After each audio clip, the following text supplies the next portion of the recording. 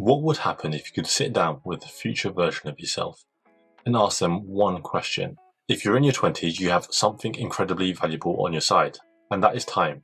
But don't worry, if you're 30, you still have time. The goal isn't to regret what you didn't do earlier. It's to make sure that 5 or 10 years down the line, you're not looking back and wishing that you started earlier.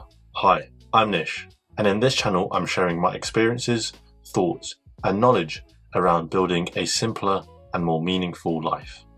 I'm in my 30s now, and the one thing I realised is that there's no single definition of being ahead in life.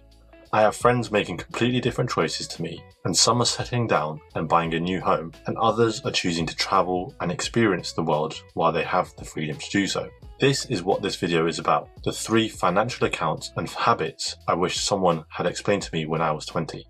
Money isn't always something we truly discuss with our friends, family or colleagues, and you might know roughly what someone earned, but you probably don't know how much they save, whether they're investing, and what their long-term plans are. Before I get into them, it's also worth understanding that a current account, savings account, cash ISA, stocks and shares ISAs, your pensions and credit cards all serve different purposes. And if you'd like me to make a separate video breaking down these in much simpler terms, let me know down in the comments below. But for now, let's get into the 3 things I wish I started earlier. The first thing was a stocks and shares ISA. A stocks and shares ISA allows you to invest in such as funds, shares and bonds while providing a tax efficient wrapper for qualifying investments. And in this case, this is where time becomes incredibly important. Imagine you're in your 20s and you've started working. You're earning your own money and you've managed to save your first £2,000 alongside other savings. You could leave that money sitting in a current account for 10 years and you probably will lose about 2% a year due to inflation, or you could grow this with monthly added payments and see it grow to over £100,000. As always, I have to note you should understand the risks involved. The difference isn't necessarily about how much you start off with, it's about giving yourself time to learn and time to understand investing while you can watch your money grow. This is where people often talk about compound interest. The idea is relatively simple. Your investments generate returns and you put those same returns and reinvest it to generate further returns. And over a long period of time, that compounding effect can become significant.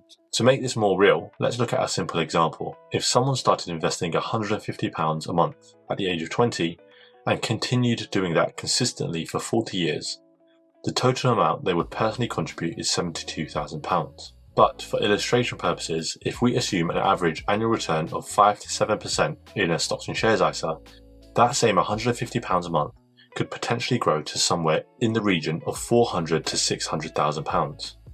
Increase that monthly investment and you could see yourself having £1 million in the bank. I have to say, in the early years, it doesn't feel like much is happening, but over decades, the growth starts to build itself. One of the things I personally found really interesting about stocks and shares ISA is that you can start to think about retirement at the age of 40 to 50s rather than age 60 or 65. When you start to understand how long-term growth and compounding works, you can begin to think differently about what enough might look like for you.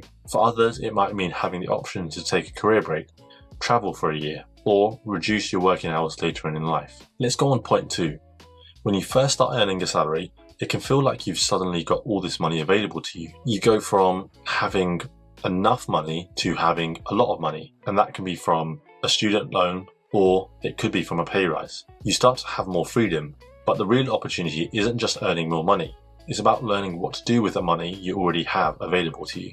So the second is having a cash ISA. This is one you should understand as part of a bigger financial system. A cash ISA is one option for holding savings in a tax-efficient wrapper. The interest you earn is generally free from UK income tax within the ISA rules, and the overall ISA allowance is currently at £20,000 per tax year.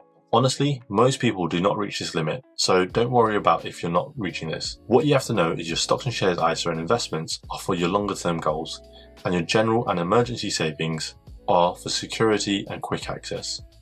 You shouldn't necessarily be investing money that you might need next month. The biggest lesson is understanding your money can have different jobs. The third one is having a workplace pension or a self-invested personal pension.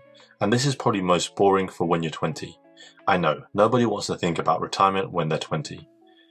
You're probably thinking about traveling, going out, building your career, maybe buying your first home one day, and retirement feels like another lifetime away. But that's exactly why starting early matters.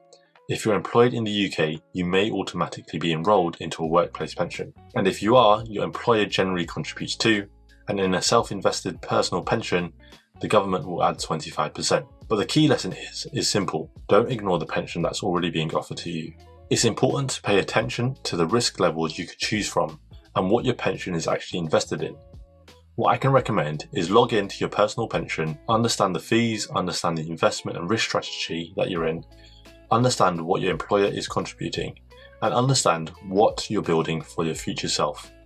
Because the 20-year-old version of you is essentially helping the 60-year-old version of you. So, to summarize, if I could go back and talk to the 20-year-old version of myself, I'd actually tell him to understand the system earlier. Learn what your money is doing. Give different parts of your money different jobs. Build an emergency fund, and also learn about investing. And don't be afraid to ask questions. Growing up, I assumed that everyone else knew what they were doing, and now the truth is a lot of people are figuring it out as they go. Don't compare your financial situation with someone else's, but instead ask yourself, what can I start doing today that my future self will thank me for? So for me, these are the 3 areas I wish I understood at the age of 20. Investing through a stocks and shares ISA, building accessible funds through cash ISAs, and paying attention to my pension, because financial freedom isn't built through one big decision.